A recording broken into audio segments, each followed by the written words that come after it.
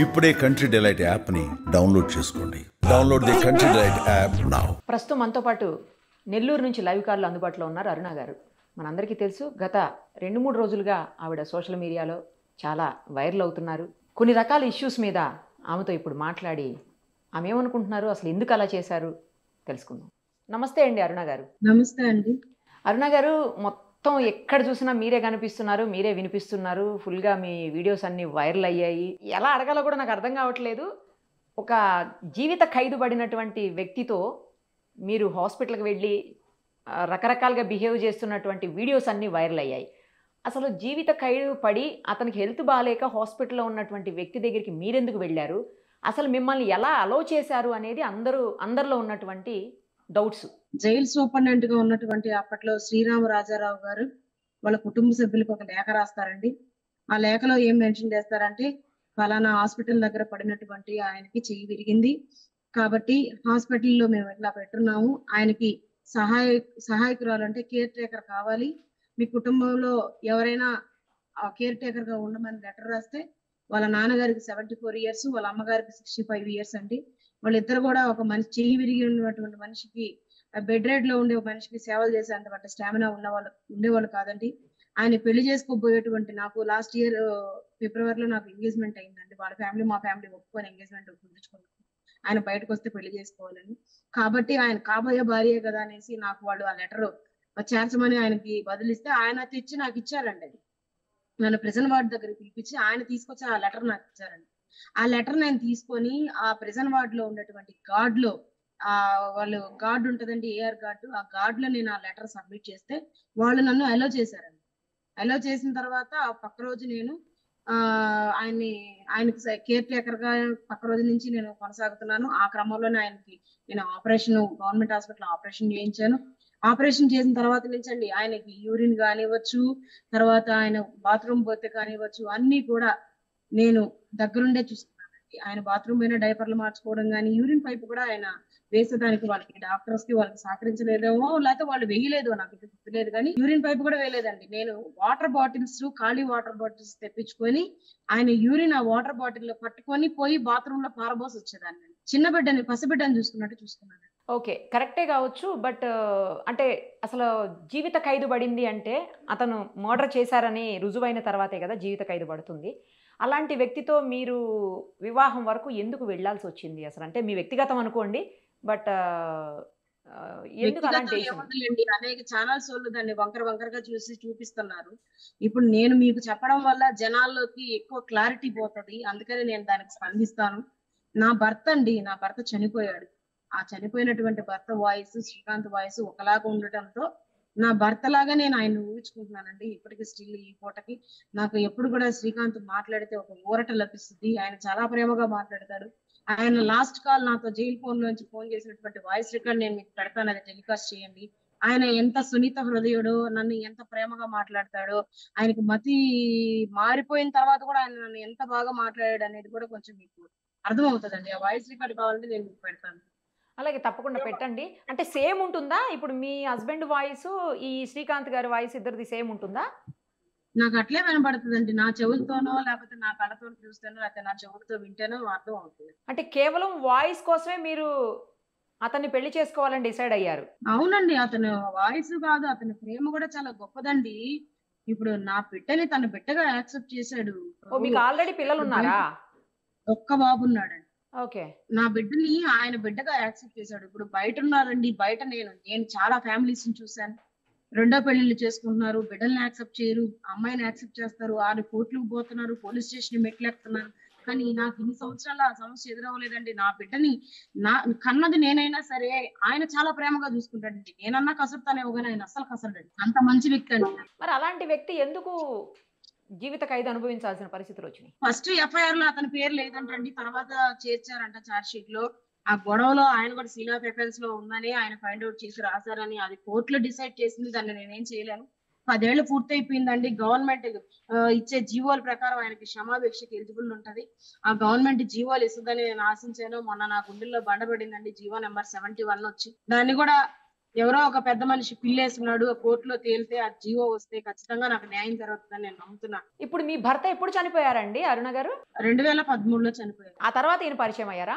ఈయన 2022లో పరిచయం అయ్యాడు. అది ఆ పరిచయం కూడా జైల్లోనే అయ్యాడు. జైల్లోనే పరిచయం అయింది. అంటే అవునండి. మీరు పరిచయం అయ్యేసరికి ఆయన జైల్లో శిక్ష అనుభవిస్తున్నారు అయితే. అవునండి. సుమన్ టీవీ వాళ్ళు చాలా ప్రజాదరణ కలిగినటువంటి ఛానల్ అండి. ఇది ప్రిజనర్స్ అందరికి కూడా న్యాయం జరిగే విధంగా జీవో నంబర్ 71 కొంతమంది అధికారులు గవర్నమెంట్ కి చెడ్డ పేరు వచ్చే విధంగా తీసుకొచ్చారండి. దాని వల్ల చాలా మంది ఖైదీ కుటుంబాలు నలిగిపోతున్నారు. అందులో నేను ఒకదాన్ని. జీవో నంబర్ 58 తీసుకురాకుండా వైఎస్ఆర్సీపీ గవర్నమెంట్ ప్రిజనర్స్ కి ఎలా అన్యాయం చేసిందో ఇప్పుడు ఇంకా అన్యాయం చేసింది. 20 సంవత్సరాలు 10 సంవత్సరాలకు రానటువంటి సత్ప్రవర్తన 20 సంవత్సరాలకు వస్తుందా అండి? సుప్రీంకోర్టు ఎక్కడా కూడా ఏ గైడ్ లైన్స్ ఇవ్వలేదండి 20 సంవత్సరాలు పెట్టాలి అని. రాష్ట్ర ప్రభుత్వాలు ఇష్టం అన్నప్పుడు రాష్ట్ర ప్రభుత్వం ఏ నిర్ణయాన్ని తీసుకోవచ్చండి. ఈ టైంలో కూడా ఇప్పటికిప్పుడు కూడా స్పెషల్ రెమిషన్ కింద వాళ్ళు నిర్ణయం తీసుకొని ప్రిజనర్స్ అందరినీ కూడా వదలొచ్చండి. అలాంటి నిర్ణయాలు తీసుకునే అధికారం ఉన్నటువంటి గవర్నమెంట్ కి చెడ్డ పేరు వచ్చే విధంగా కొంతమంది అధికారులు ఇట్లా చేస్తున్నారండి. అది మీరు కొంచెం మీ సుమన్ టీవీ తరఫున దాని మీద పోరాటం చేయండి అని నేను కోరుకుంటున్నానండి. తప్పకుండా అండి. ఒక్క విషయం చెప్పండి, మీ భర్త చనిపోయింది యాక్సిడెంట్లోనా అండి? అవునండి, యాక్సిడెంట్ లో అయితే అంటే దాని మీద కూడా కొన్ని ఆరోపణలు ఉన్నాయండి. మీ భర్తని వచ్చాయండి. విన్నారా మీరు కూడా? నేను చదివానండి, పేపర్ లో చదివారా? వచ్చింది, ఓకే. పెద్ద పత్రికలో వచ్చిందండి.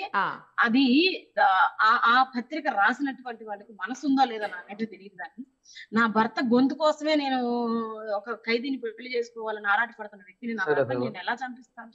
దాని మీద పోస్ట్ మార్టం రిపోర్ట్ కాడి నుంచి అన్ని రిపోర్ట్లు, ఎఫ్ఐఆర్లు అన్ని కూడా బుచ్చి పోలీస్ స్టేషన్ లో ఉన్నాయి, తీసుకొచ్చి వెరిఫై చేసుకోమని చెప్పండి. ఆ కేసులో ఇన్వెస్టిగేటివ్ ఆఫీసర్ గా ఉన్న వ్యక్తిని ఇమ్మీడియట్ గా ట్రాన్స్ఫర్ చేశారు అని చెప్పేసి న్యూస్ వచ్చిందండి, నిజమా అది? 18 సంవత్సరాలు ఉంటదండి పెళ్ళైన. మన భర్త పెళ్ళయింది ఆగస్టు 15, నా భర్త చనిపోయింది నవంబర్ 2. అప్పటికి నా వయసు 18 సంవత్సరాలు. 18 సంవత్సరాల వయసు ఉన్నటువంటి ఒక ఆడపిల్ల ఒక ఎస్ఐని ట్రాన్స్ఫర్ చేయించింది అంటే అది రాసిన వాళ్ళ విజ్ఞతకే నేను వదిలేస్తాను. ఇంకోటి కూడా, మీరు ఎప్పుడు కావాలంటే అప్పుడు సెక్రటేరియట్లోకి వెళ్ళగలరని చెప్పి, ఎవరి పేషీలోకైనా ఈజీగా యాక్సెస్ ఉంటుంది మీకు అని చెప్పి, అసలు మిమ్మల్ని ఆపేవాళ్లే లేరని, చాలా రకాలైనటువంటి దందాలు చేస్తుంటారని, చాలా రకాల ట్రాన్స్ఫర్స్ మీ చేతుల మీదకి అవుతాయని, అక్కడ ఉన్నటువంటి కొంతమంది మాజీ పోలీస్ అధికారులకు కూడా, మీరు ఉన్నతాధికారులకు కూడా మీరు అత్యంత క్లోజ్గా ఉంటారని చెప్పేసి ఇలా రకరకాల న్యూస్ వస్తున్నాయండి. మీకు అంతటి యాక్సెస్ ఎందుకు ఉంటుంది? ఎట్లా ఉంది అసలు మీకు అంతటి యాక్సెస్? అండి అంత యాక్సెస్ ఉంటే నిన్నటి నుంచి జైలు దగ్గర నేను గాని శ్రీకాంత్ వాళ్ళ అన్నగారు గాని ములాఖాత్ ఇవ్వమని కుక్కల్లాగా బ్రతిలాడుతున్నామండి జైలు వాళ్ళని. శ్రీకాంత్ లోపల ఎలా ఉన్నాడో చూపించమని చెప్పి. మాకు అంత ఇన్ఫ్లుయెన్స్ ఉంటే మాకు ములాఖాత్ ఇవ్వరా అండి? పోనీ ఇలా మాకు ములాఖాత్ ఇవ్వట్లేదని నేను ఏ ఆఫీసర్కైనా ఫోన్ చేయాలి కదా, నాకు ములాఖాత్ ఇప్పటికి వచ్చేసి ఉండేదే కదా. పోనీ అంత యాక్సెసిబిలిటీగా ఉంటే నాకు నా మీద ఇట్లా అసత్య ఆరోపణలు వస్తున్నాయని నేను హోమ్ మినిస్టర్ గారిని కలవలేకపోతానా, లేకపోతే సీఎం గారిని కలవలేకపోతానా? ఎందుకు అంత వెయిట్ చేసి అంత ప్రేమనా మీకు? అవునండి. హెల్త్ బాగలేదని ఏదో చెప్తున్నారేంటి? ఎవరికండి? నాకండి. శ్రీకాంత్ గారికి కూడా బాగలేదని. శ్రీకాంత్ కి కడుపులో పాలిప్ ఉందండి. పాలిప్ ఉంటది కదా, పాలిప్ ఉంది. ఆయన చెయ్యికి రిస్ట్ పడిపోయిందండి, ఒక చేతికి రిస్ట్ ఇట్లా లేదండి. హాస్పిటల్లో ఉన్న వ్యక్తి ఇప్పుడు మళ్ళీ జైల్లో ఉన్నారని చెప్తున్నారు మీరు. హాస్పిటల్లో వీడియోలు బయటకు వచ్చింది, అవి ఇప్పటికి కాదండి, లాస్ట్ ఇయర్ డిసెంబర్ లేకపోతే మొన్న జనవరి.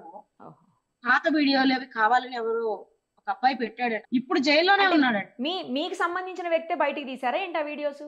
నాకు సంబంధించిన వ్యక్తి కాదండి. ఆ అబ్బాయి శ్రీకాంత్ వాళ్ళ ఫ్యామిలీకి పరిచయం ఉన్న అబ్బాయి. నాకైతే ఆ అబ్బాయి ఫస్ట్ వాళ్ళ ద్వారానే పరిచయం. ఆ అబ్బాయి నన్ను వ్యతిరేకించాడు.